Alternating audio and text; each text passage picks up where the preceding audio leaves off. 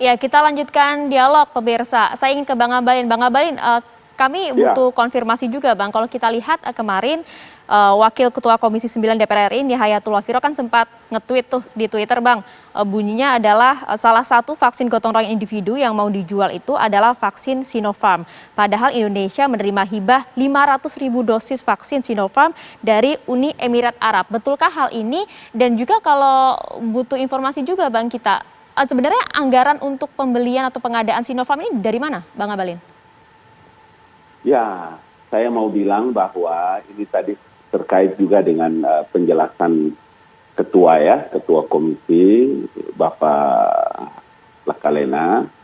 Begini dulu, harus didudukan dulu perkaranya supaya masyarakat bisa mendengar dengan baik, supaya beberapa catatan-catatan dan diksi yang dipakai oleh Mbak Maria juga itu tidak diterima simpang siur di tengah-tengah masyarakat. Baik, penjelasannya. Pertama begini, ya penjelasannya begini.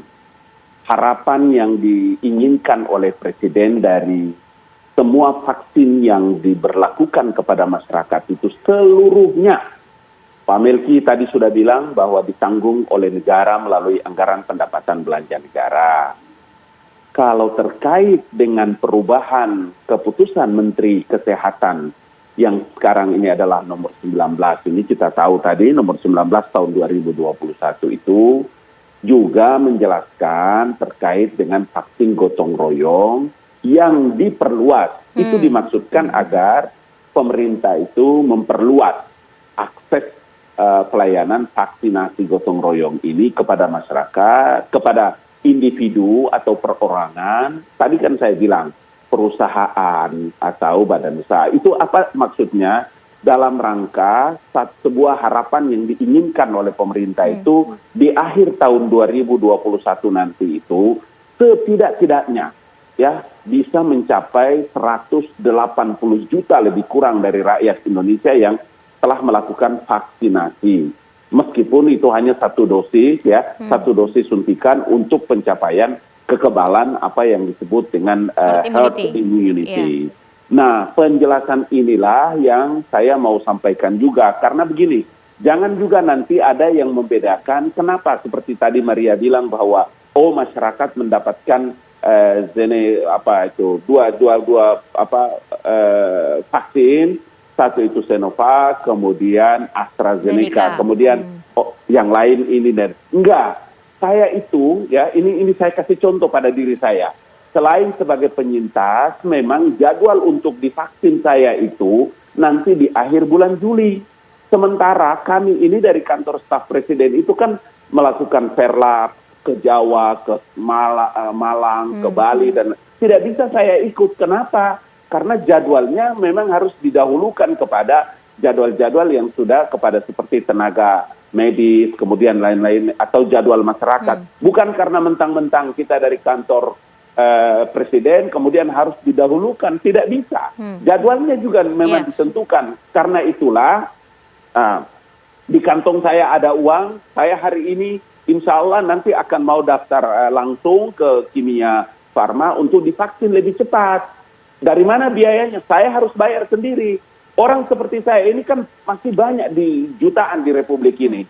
Itulah salah satu langkah yang dilakukan yang disebut dengan upaya dan langkah yang dilakukan oleh pemerintah dalam rangka memperluas akses vaksinasi gotong royong yang dibiayai oleh individu atau perorangan. Mungkin keluarganya juga ada yang dibayar oleh perusahaan atau badan-badan usaha mereka. Sehingga masyarakat harus mengerti, dikasih tahu lewat siaran TV One pagi ini Maria bahwa Presiden telah menetapkan aturannya ada bahwa vaksin ini tidak dipungut biaya. Bang Abalin. Serupiah pun karena anggaran pendapatan belanja negara ditanggung oleh negara. Kecuali individu-individu perorangan atau perusahaan yang mau lakukan dibiayai oleh mereka sendiri. Oke, Bang Abalin, tadi Anda jelaskan kan perluasan dari vaksinasi gotong royong yang kemudian dibeli oleh setiap perusahaan. Artinya kalau saat ini di Kimia Farma, kalau ada karyawan kemudian yang ingin vaksin Kimia Farma dibiayai oleh perusahaan. Kan mandiri Bang bayarnya Bang? Bisa dibiayai oleh perusahaan. Karena perusahaan atau badan usaha juga bisa oleh perorangan. atau Oke. tiap individu itu kan ada di peraturan Menteri Ya. Kesehatan. Jadi jangan sampai simpang siur penjelasan ini. Saya Ya. harus menjelaskan dengan pelan supaya harus dimengerti karena itu yang diperintahkan oleh Presiden. Jadi tidak ada perbedaan pemahaman Oke. di sini. Pelaksanaan di lapangan juga sangat terbuka dan Ya. transparan, gitu loh. Oke, baik, Bang Melki. Jadi sebenarnya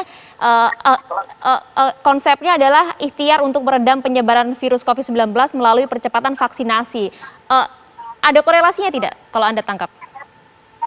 Ya, pertama kami ingin menyampaikan bahwa sebenarnya masyarakat Indonesia ini orang yang sangat mengerti dengan kondisi negaranya, bangsanya, pemerintahnya. Jadi kalau berangkat dari sini, seharusnya pemerintah menjelaskan saja apa adanya dan tidak seperti sekarang ini tiba-tiba Permenkesnya berubah tanpa ada pembicaraan dengan berbagai pihak. Emang keadaan Misalnya juga terkininya dengan seperti apa, DPR. Bang? Apa adanya seperti apa, Bang? Maksudnya begini, kalau memang kondisi kita harus kita saling support terhadap proses percepatan vaksinasi ini, bukan cuma Bang Ali Mokhtar, kan banyak juga orang yang seperti Bang Ali dan baik itu individu maupun perusahaan yang sebenarnya bersedia membantu. Yang penting clear dulu dan jelas dulu kebijakannya. Jadi kalau memang kondisi bangsa butuh dan memanggil kita semua untuk berbagi beban dalam konteks satu urusan vaksinasi ini, saya kira masyarakat juga pasti mau. Kan dulu kan pernah kita juga kasih usulan begini di Komisi 9. Apakah ini mau dibuat gratis untuk seluruh masyarakat? Ini perdebatan ini pernah kita lakukan juga di Komisi 9 agak panjang. Kemudian keputusannya adalah gratis. Tapi kalau memang dalam perjalanannya butuh perubahan kebijakan, nah ini yang sudah dibahas dengan baik dengan DPR RI dan Ya, banyak sebenarnya pihak. kan konsepnya kan adalah masih gratis kok jika memang mengikuti vaksinasi program pemerintah ya yang menggunakan AstraZeneca maupun Sinovac, asal waktu tunggunya saja yang mungkin agak lama begitu. Nah, jadi maksudnya tadi kenapa saya bilang kita gambarkan saja kondisi negara bangsa hari ini dengan berbeda, karena sebenarnya kalau dulu itu pernah usulan di Komisi 9, kalau memang kita mau untuk berbagi beban antara pemerintah dan masyarakat itu sebenarnya simpel aja. Ya. Yang data ada di BPJS Kesehatan itu yang dibayar negara, sementara mereka yang tidak masuk di BPJS Kesehatan yang preminya ataupun PBI-nya dibayar negara itu bisa berpartisipasi. Betul. Nah, ini yang saya kira kalau Anda kata dari awal itu dibahas dan diputuskan seperti ini, kita tidak perlu lagi kayak model begini tiba-tiba pakai dengan cara seperti ini dan seterusnya. Ya. Nah, tapi sekali lagi ini butuh pembahasan terbuka apalagi dengan DPR RI.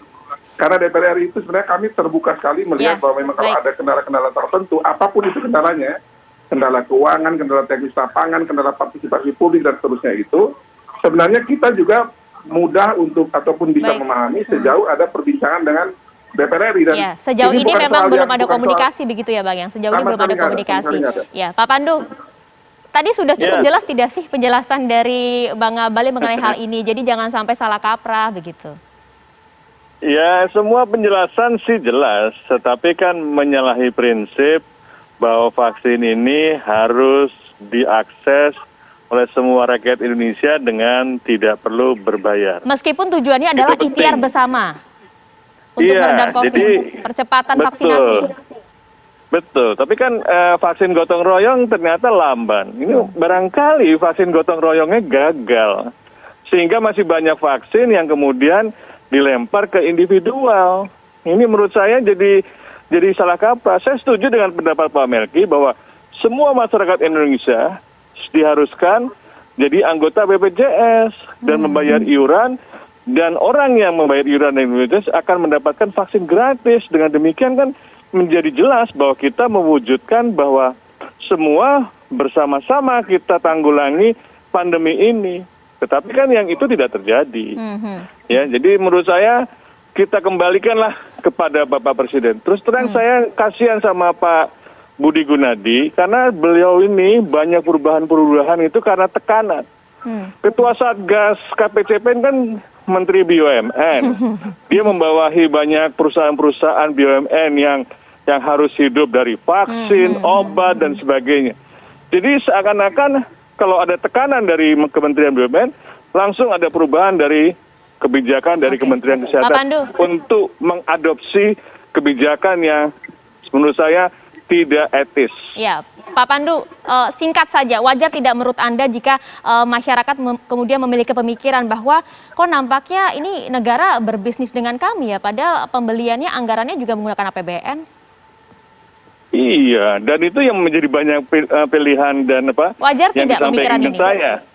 Wajar dan wajar juga bahwa sebagian Sinopharm itu 500.000 dosis memang donasi dari Emirat Arab. Nah ini yang menurut saya perlu difahami. Apakah kita audit lagi? Apakah gratis kemudian diperjualbelikan? Kan tidak etis lagi. Itu yang menurut saya kita kembalilah kepada maksud tujuan bersama bagaimana mengatasi pandemi ini secara bersama-sama. Ya, Pak Pandu nampaknya perlu konfirmasi juga dari Bang Abalin. Bang Abalin, bagaimana tadi pernyataan Pak Pandu? Hibah namun kok diperjualbelikan, ibaratnya seperti itu? Gini, ini penjelasan ini juga harus diklarifikasi supaya saya terus terang harus melakukan dua klarifikasi. Yang pertama begini, kalau nanti tadi dimulai dari ketua dulu ya, dari Kakak Melki dulu. Pertama begini, memang fungsi-fungsi dan tugas-tugas Dewan Perwakilan Rakyat itu salah satu di antaranya itu terkait dengan kebijakan yang dilakukan oleh pemerintah. Pertama, ketika yang dilakukan itu terkait dengan rakyat, kemudian menggunakan anggaran pendapatan belanja negara. Nah, saya harus menekankan sekali lagi bahwa ya ini saya mesti tekankan sebelum saya masuk ke pertanyaannya Maria.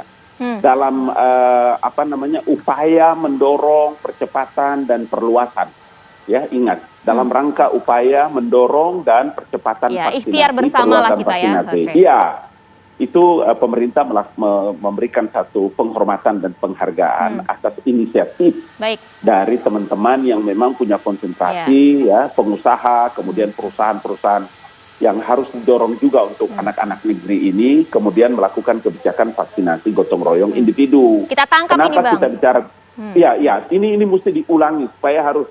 Kenapa individu? Karena mereka mengeluarkan kantong-kantong dari kantong pribadinya, kemudian sama yang saya jelaskan tadi itu. Ini kebijakan ini kenapa dilakukan dalam rangka, kan dari awal kita bicara bahwa Kimia Farma itu di 6 kota, mulai dari Jakarta, Semarang, Bandung, Solo, Surabaya, sampai dengan Bali, diperkirakan dalam satu hari itu bisa mencapai 1.700 sekian orang untuk dilakukan vaksinasi. Nah, dalam posisi ini juga sehingga saya mau katakan bahwa upaya dan langkah-langkah yang dilakukan ini dalam rangka percepatan tadi ya Bang. Percepatan tadi dengan kita sudah tangkap, bahwa Bang. di akhir 2021 itu bisa mencapai 180 juta. Sedikit saja Bang, kami minta konfirmasi mengenai hibah tadi 500.000 itu betul ya atau tidak?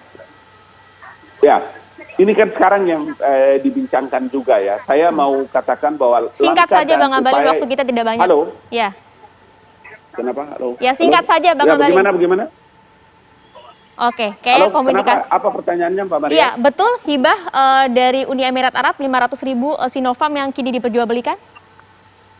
Nah, kata-kata yang diperjualbelikan yang saya kira kurang ini ya. Tetapi begini, yang harus dijelaskan nanti itu mungkin karena hari ini mulai diberlakukan mungkin hari ini mulai diberlakukan. Saya kan siang nanti diundang juga oleh TV. Betul atau tidak sih Bang? Singkat saja karena waktu kita tidak banyak Bang Abalin. Siang saya akan menjelaskan itu Maria. Oke, baik. Siang saya akan menjelaskan. Siap, kita tunggu nanti Bang Abalin. Terima kasih banyak Bang Abalin, kemudian Bang Melki dan juga Pak Pandu atas informasinya dialog kita pada pagi hari ini. Sehat selalu untuk semuanya.